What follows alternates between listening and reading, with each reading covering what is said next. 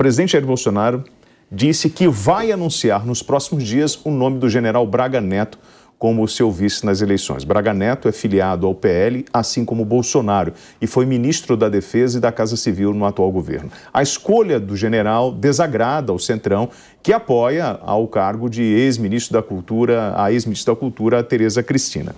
Então, Agricultura, perdão. Essa estratégia de repente, conquistar essa turma, esses 15% dos indecisos que não sabem, ainda não decidiram, nesse período? Eu, assim, acho que o ideal com relação às pesquisas, ninguém aqui, eu só acho que ninguém é bobo. A audiência não é boba, eu não presumo que ninguém é manipulável a ponto de olhar para a pesquisa e acreditar nessa retratação fotográfica da realidade com arte e cientificismo. O que eu vejo é o seguinte, está polarizado. A pesquisa estabelece as diretrizes, digamos, do jogo eleitoral que vai ser jogado em algum momento. Ninguém consegue cravar quem vai ganhar o jogo. Agora, o que a gente vê na realidade é o Bolsonaro fazendo comícios gigantescos em Santa Catarina, no Nordeste. No Nordeste. Se você assistir o vídeo, você vai ver. Eu coloco o vídeo para você. Eu vi também, imagem aérea. Aquele vídeo com todo mundo assim. Tá bom. Imagem aérea, tudo bem. Um punhadinho de gente. É que o Piperno, ele tem uma miopia chamada miopia. Se você for no dicionário, tá lá. Miopia ideológica. Aqui. O Piperno, ele enxerga o mundo por meio da lente esquerdista. Ainda por cima, ele deu uma esculhambada na vice-governador, porque ele não gosta de mulher com postos aqui de protagonista. Manda a mulher ficar para trás, ou fica aí atrás e tal. Ele sabe que isso é mentira. Coisa grosseira. Ele sabe que é mentira. O vídeo está aí para todo mundo ver. Não, mas o vídeo, aliás, tem inclusive, o vídeo tem dois pontos. Um em que você olha o presidente, ele está de lado, e no vídeo que a câmera pega de frente, na verdade, o movimento que ele faz e pede a pessoa para recuar é de um homem, e não seria de uma mulher. Mas então, e tem o vídeo da moça, lá, vice-governadora. Tá vendo? Factoide, mas tudo bem. Tudo isso daí para falar o seguinte... Tudo isso daí para mostrar o seguinte, no Twitter. Fica pra a campanha vai ser disputada e cada voto vale, sim, efetivamente. Existe uma importância grande de quem é da direita de defender o voto na direita. Esse é o ponto. Por isso que causa estranheza quando você vê alguns candidatos se manifestarem sobre o segundo turno, se houver, com uma espécie de equivalência moral. De um lado corruptos, de outro lado milicianos, ainda se apoiando em cima de um factoide totalmente louco, né? Milicianos, como se alguém atrelado ao governo Bolsonaro tivesse ligação com a milícia. É um negócio horroroso. E daí a pessoa vira e fala, vou votar nulo no segundo turno, como se ela tivesse assim acima do bem e do mal e ainda impingindo a pecha de miliciano para o pessoal do Bolsonaro, o que é patético. Então, eu acho que sim, é uma luta pela verdade e pela liberdade. Só que nós temos aí 4 meses, né? Para você colocar esse bloco na rua. 97 dias. 97 dias. Isso é necessário. Esse tempo isso dia a dia. Vai fazer diferença na vida do eleitor? Será que vai ser possível desconstruir essa narrativa de que Bolsonaro está associado a milicianos? Às vezes eu sempre... Será que vai ser... Será que vai ser possível destruir essa teoria da esquerda de que, na verdade, o Bolsonaro está tramando um golpe? Autoritário, isso é ridículo. Não, o Bolsonaro está tramando um golpe, isso é fato, né? Agora, de qualquer forma, também a gente tem que considerar o seguinte, esse movimento que ele faz, confirmando aí praticamente o general Braga Neto, coisa que, aliás, ele fez aqui na Jovem Pan, agora vai. Meio ano passado, uns 2 meses e meio. Ele disse aqui, ele falou o seguinte, olha, o meu vice vai ser um militar nascido em Minas Gerais. Bom, claro, deu toda a dica naquele momento que seria o general Braga Neto, que, aliás, inclusive, se desincompatibilizou no prazo previsto por lei para ficar disponível para essa missão de seu candidato a vice.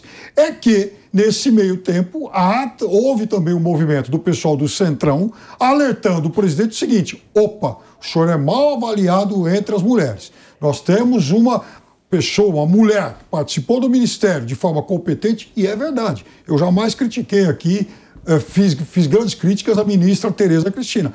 Se eu pegar todo o ministério aí do Bolsonaro... Se tem elogio, não é um governo tão ruim assim. Uma boa ministra. Só uma. O resto foi o rebotalho. Mas tem uma boa ministra. Isso aí foi. Agora, deixa eu falar uma coisa para vocês. Agora, o fato é que havia sim um movimento para que ela fosse indicada. Só que, fez mágica. De acordo com alguns bolsonaristas, o presidente fica mais à vontade tendo um outro militar como vice. Agora, gente, na boa, dessa turma que aparece em primeiro, segundo e em terceiro, quando você vai pegar a rejeição, está todo mundo meio que embolado ali, né? Nós temos ali 40%, 38%, 54% de rejeição. Isso também atrapalha muito, né? Porque a gente tem uma galera que, por exemplo, tem potencial, está surgindo na pesquisa, mas tem uma rejeição muito grande.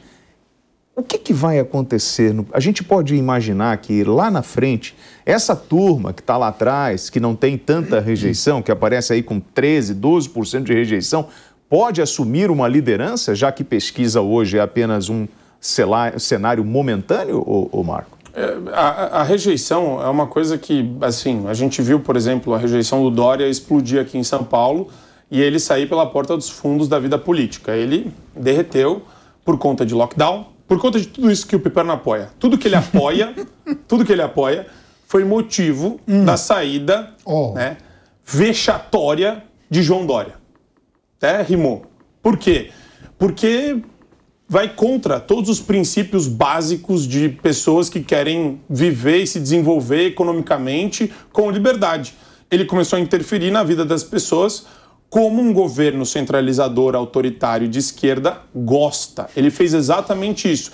Ele abraçou uma pauta da esquerda, incorporou no governo dele, achando que ele conseguiria utilizar isso politicamente para se lançar candidato a presidente da República. A rejeição, você perguntou para mim, do Lula tem a ver com o passado provado da história de cleptocracia e corrupção generalizadas do seu governo.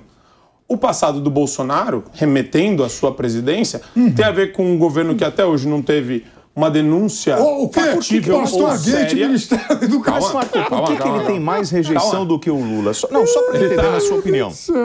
Na rejeição, quando vem rejeição, ele aparece... Não teve denúncia séria. Ele leva a sério essa denúncia aí, que tem todo... Ela está coberta de inépcia, essa denúncia. Por que, por exemplo, agora que ninguém consegue levar a sério. Rejeição, Bolsonaro aparece com 57%, o Lula 44% e o Ciro com 51%. Eu vou te falar por que a rejeição do Bolsonaro é maior. Por quê? Porque ele é bombardeado diariamente por uma mídia esquerdista cheia de militantes, pessoas que não têm nenhum interesse senão aquele de introjetar na população brasileira uma pauta ideológica de esquerda, uma visão de mundo socialista, que tem um interesse único de colocar esses caras no poder. É só isso. Um dos motivos, realmente, do Lula liderar é esse discurso. Sim. Esse discurso para enganar trouxa. É óbvio que as pessoas... Liga em qualquer canal, fora Jovem Pan. Liga em qualquer canal. Mais explicações, as pessoas querem mais alternativas, mais propostas do governo. E o bolsonarismo, né, o Marco, um desses porta-vozes, não consegue oferecer nada além desse tipo de narrativa de que o outro é ladrão, porque no governo dele aconteceu. Agora, também vamos falar o seguinte, ele pode ter uma série de defeitos, mas no governo dele se vivia muito melhor, como, aliás, outro dia o próprio presidente Bolsonaro reconheceu. Não, isso é mentira. O presidente Bolsonaro reconheceu que no governo Lula... Marco, não é mentira. Marco, isso é esculhambar o programa. Não. Quando você fala isso, você joga a reputação do programa no lixo. Você está mentindo, Então procure no Google. O presidente Bolsonaro admite que no governo Lula se vivia melhor. Você está usando... Porque quando o Marco diz isso, ele joga a reputação do nosso programa no lixo. Porque o presidente Bolsonaro falou ou não falou isso? Você tem que colocar o contexto onde ele falou. O presidente Bolsonaro falou isso. Você tinha um boom na economia de commodities, etc. Agora, o que você tem que ter, e aí é entre nós. Aí entre nós. Aí termina a frase. Então, por conta desse boom, naquela época, de fato, se vivia melhor. Foi isso que ele falou. Não, mas aí que está o problema. Aí que está o problema. Não adianta nada você sacrificar o amanhã ou depois de amanhã em prol do hoje. Mas então o seu discurso já mudou. Não. O que você me chamou de mentiroso mas é mentira, porque você está colocando dentro de um contexto como se aquilo fosse benéfico para a população. Aquilo aconteceu. O presidente disse. Não existe vida melhor. Que o presidente disse. Porque enquanto... O seu presidente falou. No governo Lula se vivia melhor. O seu amado presidente. E não foram essas as palavras. Seu amado presidente falou. Não foram essas as palavras. Foram mais ou menos essas palavras. Tá vendo? Mais ou menos. Ele disse. No governo Lula se vivia melhor. Mas, Piperno, todos nós sabemos que na era Lula nós tínhamos... Estavam passando a mão. Passando a mão. Se vivia muito melhor. Você tinha um outro cenário. O país crescia. Está justificando. O país crescia muito mais do que esse lixo. Vamos agir com atenção aos fatos históricos, né? O momento econômico no mundo era muito mais favorável ao Lula do que ao Bolsonaro. Se você falar para mim que existe um presidente da República que ultrapassou as dificuldades que o Bolsonaro vem ultrapassando, como pandemia, crise em função de uma guerra na Ucrânia. O cara não completou 4 anos. Então vamos lá, com muita calma nessa hora. Sim, há fatos históricos, Piperno, vamos lá. Esse momento, historicamente, é mais complicado do que aquele. É óbvio isso. Inclusive econômico, você concorda com isso? Sim, só que não vamos esquecer que em 2008 também ocorreu uma crise mundial. E o Brasil passou muito bem por essa crise mundial, que foi a crise dos subprime. Né? A gente viu o que aconteceu logo depois.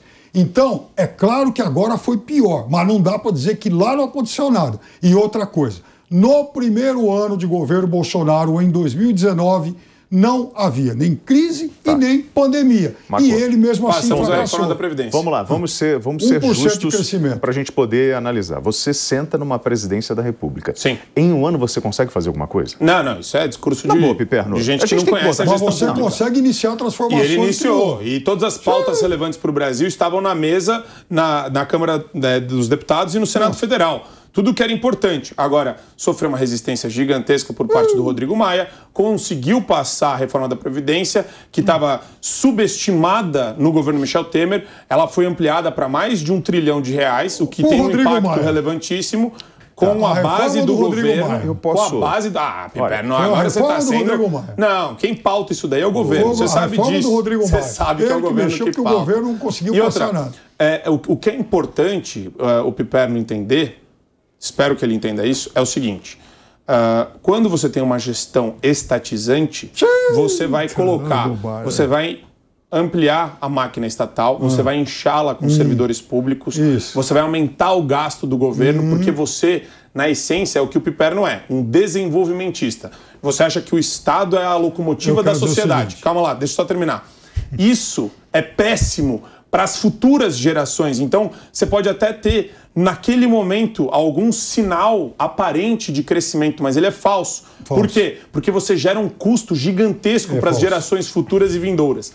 Então, existe muita falácia dentro dessa perspectiva de mundo que acaba arruinando o país, jogando ele na miséria, porque hoje a gente tem classes diferentes de pessoas na nossa república. Você tem cidadãos e subcidadãos. Os cidadãos, eles têm algum tipo de envolvimento com a máquina pública e vivem num outro mundo, que não é o mesmo que os cidadãos.